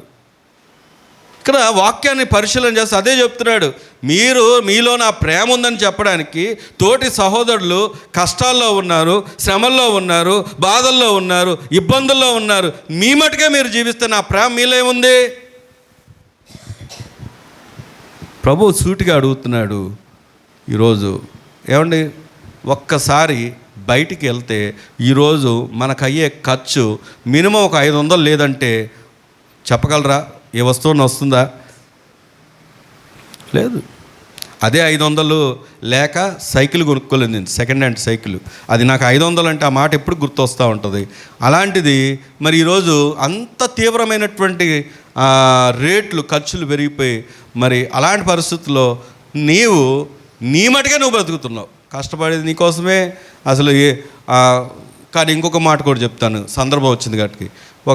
ఇక్కడ కొంతమంది మన దగ్గర షెల్టర్ తీసుకున్నారని తెలిసినప్పుడు అడగకుండానే తీసుకొచ్చి రైస్ ఇచ్చిన వాళ్ళు ఉన్నారు, అడగకుండానే తీసుకొచ్చి ఆయిల్స్ ఇచ్చిన వారు ఉన్నారు, అడగకుండానే తీసుకొచ్చి నిన్న కూడా శారీస్ తీసుకొచ్చి ఇచ్చిన వాళ్ళు ఉన్నారు. అంటే హెల్ప్ చేయండి అని చెప్పి అలాంటి వారు కూడా ఉన్నారు. నేను ఎందుకు ఈ మాట చెప్తానంటే అది ప్రభువు చూస్తున్నాడు. పేర్లు చెప్పాల్సిన పని లేదు, పలానోళ్ళని చెప్పాల్సిన పని లేదు. పేర్లు చెప్తే వాళ్ళని గణపరచామని కాదు, కానీ దేవుడు ఖచ్చితంగా వాళ్ళని జ్ఞాపకం చేసుకుంటాడు. ఎందుకో తెలుసా, సూటిగా ఆయనే అంటున్నాడు, ఈ పరిస్థితుల్లో మీరేం చేయాలి అంటే బాధపడుతూనే ఉండిపోవద్దు. ఏమండి, ఎంత నష్టాలు జరిగినా దానికి మించినటువంటి ఆశీర్వాదాన్ని ఒకరోజు ప్రభు మనకు ఇస్తాడు. ఆమేన్. ఆయన ఇచ్చే దేవుడైనా మరి నేనేం చేయాలి? ఏం చేయాలి? ఇతర సహోదరుల గురించి కూడా అక్కడ ఆ మాట చదువుదాం మరొకసారి. ఏమన్నాడు? చిన్నపిల్లలారా, ఆ పైన చదువుదాం 17వ వచనం. ఈ లోకపు జీవనోపాధి గలవాడై ఉండి, అంటే ప్రతి ఒక్కరు పనులు చేసుకుంటున్నారు, ఉద్యోగాలు చేసుకుంటున్నారు, వ్యాపారాలు చేసుకుంటున్నారు, వాహనాలు నడుపుతున్నారు, ఇళ్ళ పనులు చేస్తున్నారు, ఏదో ఒక జీవనోపాధి ఉంది. ఈ లోకపు జీవనోపాధి కలవాడై ఉండి తన సహోదరునికి లేమి కలుగుట చూచియు అతని ఎడల ఎంత మాత్రము కనికరము చూపని వాని యందు దేవుని ప్రేమ ఎలాగ నిలుచును? Question mark. ఎలా నిలుస్తుంది? కాబట్టి నాలో ప్రేమ ఉంది, నాలో దేవుని ప్రేమ ఉంది, నన్ను ప్రేమించి నా కొరకు మరణమే, ఆయన మరణించినటువంటి దేవుడు ఎంత ప్రేమ కలిగిన వాడని మనం ఎరిగి మనం ఏం చేయాలి అంటే ఇతరులకు సహాయకరంగా ఉండాలి, ఇతరులకు ఆదరణకరంగా ఉండాలి. లేకపోతే ఆయన అంటాడు, చిన్నపిల్లలారా, మాటతోనూ నాలుకతోనూ కాక క్రియతోనూ సత్యముతోనూ ప్రేమింతుము. ఇందులో అందరం ఉన్నాం. అందరం కూడా మనం చేతనైనంత వరకు ఎలాగ ఒకరినొకరు కలిసి ఒక పనిని ప్రారంభించాలి, వెళ్ళగలిగిన. ఎందుకంటే కొంతమంది ఎక్కడెక్కడో వేరే వేరే ప్రాంతాల నుండి సంబంధం లేని వ్యక్తులు, నిజం చెప్పాలంటే ప్రభుత్వానికంటే కూడా సహకరిస్తున్నవారు, సహాయం చేస్తున్నవారు బయట వ్యక్తులు ఎక్కువ కనబడుతున్నారు మనం ఆలోచన చేస్తే. కానీ మనం క్రైస్తవులను చెప్పబడుతూ, విశ్వాసులు మనం చెప్పబడుతూ, మనం చేస్తున్న సహాయం ఏంటి? మనమే బ్రతుకుతూ ఉన్నాం. ఏమండి, ఈరోజు అందుకే ప్రభు అంటున్నాడు, ఇలాంటివి ఎందుకు దేవుడు అనుమతిస్తాడంటే నీలో కొన్ని అనుభవాలను దేవుడు ఏం చేయాలనుకుంటాడు? నేర్పించాలనుకుంటాడు. చివరికి ఒక వచనం చూసుకొని ముగించుకుందాం. మత్తయి సువార్త 6వ అధ్యాయం. మత్తయి సువార్త 6వ అధ్యాయం 13వ వచనం, 19వ వచనం. భూమి మీద మీ కొరకు ధనమును కూర్చుకొనవద్దు. ఇక్కడ చెమ్మటయు తుప్పుయు తినివేయును, దొంగలు కన్నం వేసి దొంగిలెదరు. పరలోకమందు మీ కొరకు ధనము కూర్చుకొనుడి. అచ్చట చెమటైనను తుప్పైనను దాన్ని తినివేయదు, దొంగలు కన్నం వేసి దొంగిలరు. చాలండి, వాక్యం చెప్తున్న మాట ఏంటండి, ఎంతసేపు కూడా ఇక్కడే కాదు, ఇక్కడ అంతా ఒక దినం విడిచిపెట్టాల్సిందే. దొంగిలిచ్చేస్తారు, అదేదో ఒక విధంగా నానా రకాలుగా. కానీ పరలోకమందు నీ ధనను సమకూర్చుకుంటే దాన్ని ఎవ్వరూ దొంగించలేరు. ఎలాగ సమకూర్చుకోగలం అంటే దేవుడు గుర్తించే పనులు నువ్వు చేయాలి. దేవుని గుర్తింపులో చేయగలిగిన సహాయం నువ్వు చేయాలి. ఎప్పుడైతే నువ్వు అలాగ చేయగలుగుతావో దేవుడు నీ జీవితంలో ఉన్నతమైన కార్యాలు చేస్తాడు. ఆ చివరగా అక్కడే ఉంది కదా 33వ వచనంలో, కాబట్టి మీరు ఆయన రాజ్యమును నీతిని మొదట వెదుకుడి, అప్పుడు మీకు అవన్నీ అనుగ్రహింపబడును. ప్రార్థన చేసుకుందాం. నామనికి స్తుతులు స్తోత్రాలు చెల్లిస్తున్నాం. ఈ పునరుద్ధాన దినమందు మీ దాసులు నిలబెట్టి మీరు మాతో మాట్లాడారు తండ్రి. ఇవన్నీ జరగవలసి ఉన్నవని. అవును నాయన, యుద్ధాలు, యుద్ధ సమాచారాలు, భూకంపాలు, కరువులు, సునామీలు, తుఫాను, ఇదిగో నాయన ఇవన్నీ కూడా జరగవలసి ఉన్నదని సెలవిచ్చారు. కానీ నీతిమంతుడు మాత్రము విశ్వాసం మూలంగా జీవిస్తాడని మాట్లాడవద్దు. మా నీతికి ఆధారమగు దేవుడు నీవే నాయన. భూమి మీద నీతిమంతులు కూడా నశించుచుండగా నీతిమంతులకు ఆధారమగు దేవుడు నువ్వు ఒక్కడివే నాయన. నీ పిల్లలయ్యా ఎంతో నష్ట పరిహారం పొందినప్పటికీ దాన్ని నష్టంగా ఎంచుకొనక నా దేవుడు మాకు తోడై ఉన్నాడని నీ తట్టు చూస్తున్నారు తండ్రి, నీ తట్టు చూస్తున్నారు. నువ్వు ఎరిగిన దేవుడు అయ్యా, నువ్వు ఎరిగిన దేవుడు. అటు నీ బిడ్డలందరినీ మీరు ఆదరించండి, మీరు లేవనెత్తండి.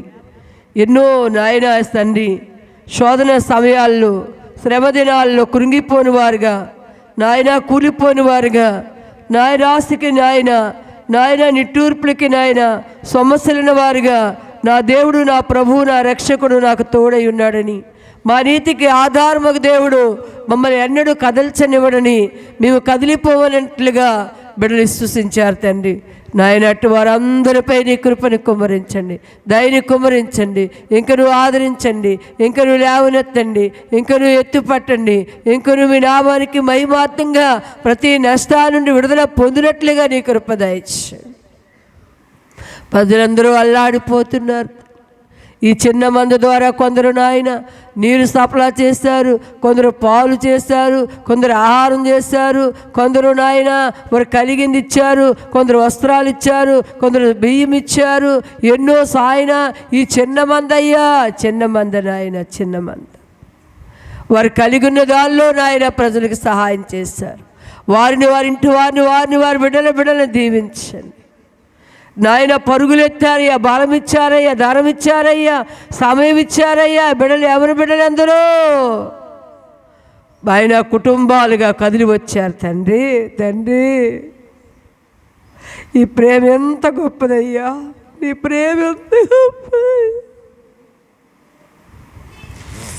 మాకెందుకులే అనుకోలేదయ్యా, మేము క్షేమంగా ఉన్నాంగా అనుకోలేదయ్యా. అయ్యా ఎందరో కదిలి వచ్చారు, ఎందరో ఎన్నో ఫోన్లు నాయన. అయ్యా నీ సహాయం ఎంత గొప్పదయ్యా. అయ్యా వారి బలము, ధనము, సమయము, ఎందరెందరో వారు చేసిన సహాయానికి ప్రతిఫలం ఇచ్చే దేవుడు నువ్వు ఉన్నావు తండ్రి. గుప్పిళ్ళిప్పిన వారు ఉన్నారయ్యా నాయన, సహాయం చేసిన వారు ఉన్నారయ్యా నాయన. రెట్టింపు ఆశీర్వాదాలు వారి బిడ్డల మీద కుమ్మరించు నాయన. నాయన ఎవరు ఇదిగో తండ్రి నీ పిల్లల్ని ఇంట చేర్చుకున్న వారు ఉన్నారు, నీ పిల్లల్ని ఇంట చేర్చుకున్న వారు ఉన్నారు. నీ 4 దినాలు 3 దినాలు వారి బంధువులు ఇంట చేర్చుకున్నారయ్యా. వారిని జ్ఞాపకం చేసుకుంటారు అయ్యా. ఎక్కడ చూసే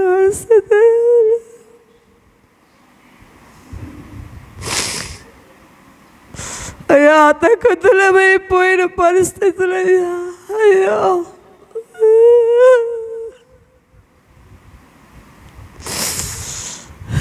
జ్ఞాపకం చేసుకున్నావు తండ్రి, నువ్వు జ్ఞాపకం చేసుకున్నావు నాయన.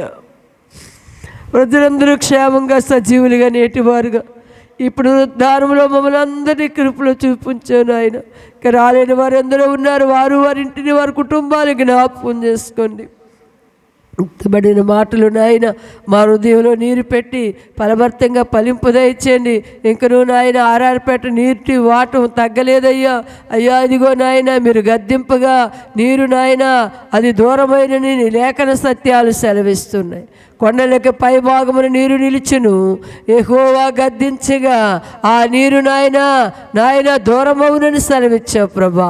ఇక ఆ నీరు రాదని నువ్వు మాట్లాడావు నాయన, నువ్వు మాట్లాడిన దేవుడు నాయన.